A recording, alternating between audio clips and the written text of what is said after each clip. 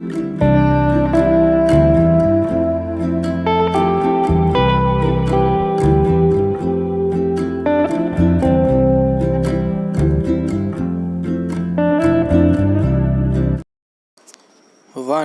2 3 start.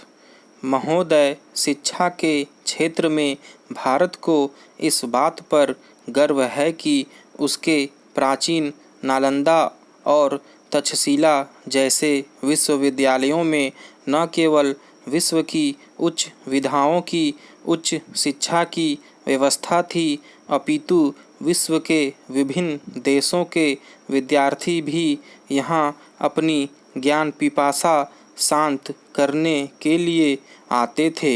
यहाँ शिक्षा का माध्यम संस्कृत था, परंतु भारत का आधुनिक विश्वविद्यालय तंत्र अंग्रेजी शासन की देन है। अंग्रेजी शासन का प्रमुख उद्देश्य इन विश्वविद्यालयों में अपने शासन तंत्र के लिए उच्च अधिकारी तैयार करना था। इन विश्वविद्यालयों के माध्यम से ब्रिटिश शासक भारतीयों के मन में अपनी ही संस्कृति और प्राचीन ज्ञान विज्ञान के प्रति घृणा भी उत्पन्न करना चाहते थे। इससे उन्हें एक लाभ यह भी होता था कि यहाँ इंग्लैंड में छपी हुई पुस्तकों का बाजार बनता था और उनकी श्रेष्ठता प्रतिष्ठापित होती थी। दुर्भाग्य से भारत के स्वतंत्र होने के पश्चात भी इस स्थिति में गुणात्मक परिवर्तन नहीं आया। आज भी अधिकांश विश्वविद्यालयों में अंग्रेजी का आधिपत्य है। यद्यपि विश्वविद्यालयों में हिंदी विभाग है और विषयों का माध्यम भी हिंदी अथवा प्रादेशिक भाषाएं भी है, तथापि आज भी उनमें वातावरण अंग्रेजी का ही है। हिंदी भाषी विद्वान भी ऐसा प्रदर्शन करते हैं जैसे उन्हें न तो हिंदी बोलनी आती हो और न समझनी। यही स्थिति प्रशासनिक अधिकारियों की है। यदि कहीं हिंदी या संस्कृत विभाग में कुछ कार्य हिंदी में होता भी है तो अपवाद स्वरूप सर्वत्र हिंदी के टंकन यत्र हो न हो अंग्रेजी के अवश्य होंगे।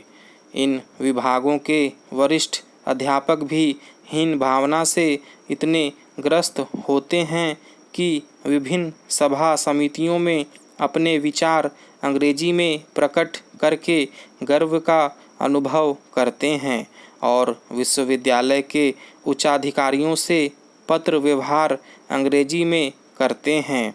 इसके पीछे यह एक भ्रांति भी कार्य करती है कि कहीं वे अधिकारी हिंदी में लिखे पत्र को न समझें और उस पर कार्यवाही न हो, परंतु प्रयोग किए बिना इसका निश्चय कैसे हो सकता है। व्यक्तिगत अनुभव के आधार पर कहा जा सकता है कि यह केवल एक मिथ्य धारणा है। शीर्षस्थ अधिकारी और उसके अधीनस्थ कर्मचारी हिंदी के पत्रों को अच्छी प्रकार समझते हैं और उन पर कार्यवाही होती है। वित्तीय मामलों में हिंदी में किए गए आवेदनों, भरे गए बिलों आदि में कहीं कोई रुकावट नहीं। इसी प्रकार परीक्षा विभाग में यदि परीक्षक अंक सूची हिंदी में देता है तो छात्रों का कोई अहित नहीं होता। दुर्भाग्य इतना अवश्य है कि विश्वविद्यालय के अधिकारियों की ओर से आज भी समस्त कार्यवाही केवल अंग्रेजी में होती है। जो अध्यापक या कर्मचारी हिंदी में सिद्धहस्त हैं अथवा हिंदी का महत्व समझते हैं तथा अंग्रेजी प्रेमी हैं, उन्हें प्रतिज्ञापूर्वक एवं निष्ठापूर्वक हिंदी प्रयोग का वातावरण बनाने के लिए अंग्रेजी के दुर्ग को तोड़ने के लिए आगे आना चाहिए। यह अत्यंत स्वाभाविक है कि जितना हिंदी का प्रयोग बढ़ेगा, अंग्रेजी का उतना तो कम होगा ही। महोदय, हिंदी भाषी प्रदेशों के अनेक विश्वविद्यालयों में बहुत से प्रपत्र हिंदी में या दोनों भाषाओं में छप तो गए हैं, परंतु देखने में आया है कि उन्हें भरते समय छात्र, अध्यापक तथा कर्मचारी उनमें अंग्रेजी का प्रयोग करते हैं। कुछ भयवश, कुछ संकोचवश, कुछ परंपरावश। फिर उन प्रपत्रों पर हिंदी निरर्थक हो जाती है और अंग्रेजी का वर्चस्व बना रहता है। दुख तो तब होता है जब हिंदी और संस्कृत विभाग के व्यक्ति भी इन प्रपत्रों में अंग्रेजी का प्रयोग करते हैं।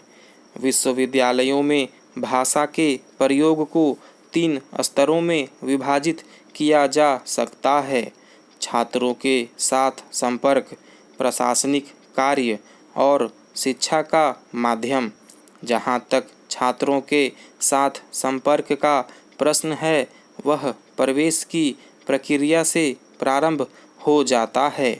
प्रवेश संबंधी सूचनाएं देने के लिए प्रत्येक महाविद्यालय और संकाय अपनी अपनी विवरणिकाएं छापता है।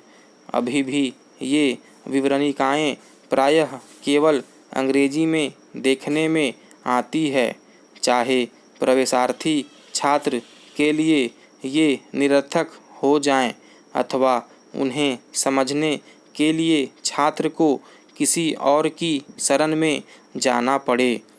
केवल 2-3% पब्लिक स्कूलों के पढ़े हुए छात्र उन्हें समझ पाते हैं। कहीं इन विवरणिकाओं द्वारा कॉलेज के प्रवेश द्वार पर ही यह आभास तो नहीं कराया जाता कि अब कॉलेज में अंग्रेजी के बिना काम चलने वाला नहीं।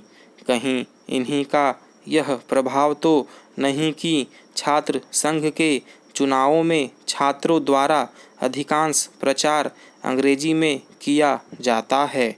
इसमें कोई संदेह नहीं कि यदि वे विवरणिकाएं हिंदी अथवा प्रादेशिक भाषा में हों तो वे छात्रों के अधिक समझ में आकर अपने उद्देश्य में अधिक सफल होंगी। जहाँ तक संकायों का प्रश्न है, विश्वविद्यालय के विभाग हिंदी में विवरणिका देने में समर्थ हैं। उन पर कोई बाध्यता नहीं है। अनेक विभागों में हिंदी माध्यम स्वीकृत होने के कारण उनके लिए यह आवश्यक और अधिक हित साधक भी है, परंतु इस ओर छात्रों अथवा अध्यापकों किसी का ध्यान नहीं जाता। प्रवेश के पश्चात प्रायः नवागंतुक छात्रों को प्रधानाचार्य संबोधित करते हैं। यद्यपि इसमें 50% प्रधानाचार्य अब हिंदी अथवा प्रादेशिक भाषा का प्रयोग करने लगे हैं, फिर भी अनेक प्रधानाचार्य हिंदी में बोलना हेय समझकर अंग्रेजी का ही आश्रय लेते हैं, चाहे छात्र कुछ समझें या न समझें। छात्रों से संपर्क का प्रमुख माध्यम सूचना पट है। इसमें सबसे पहले समय सारणी को लिया जाए। समय सारणी छात्रों और अध्यापकों दोनों के लिए होती है। स्वाभाविक रूप से यह भी हिंदी या भारतीय भाषा में हो तो महाविद्यालय को कोई कठिनाई नहीं, अपितु छात्रों को उससे अधिक सुविधा हो जाएगी।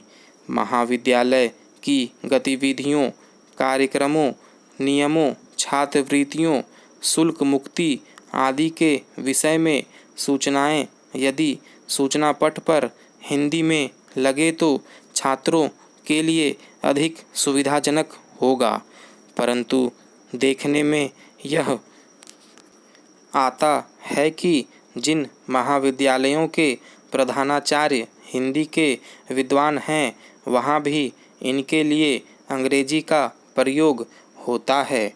स्टॉप।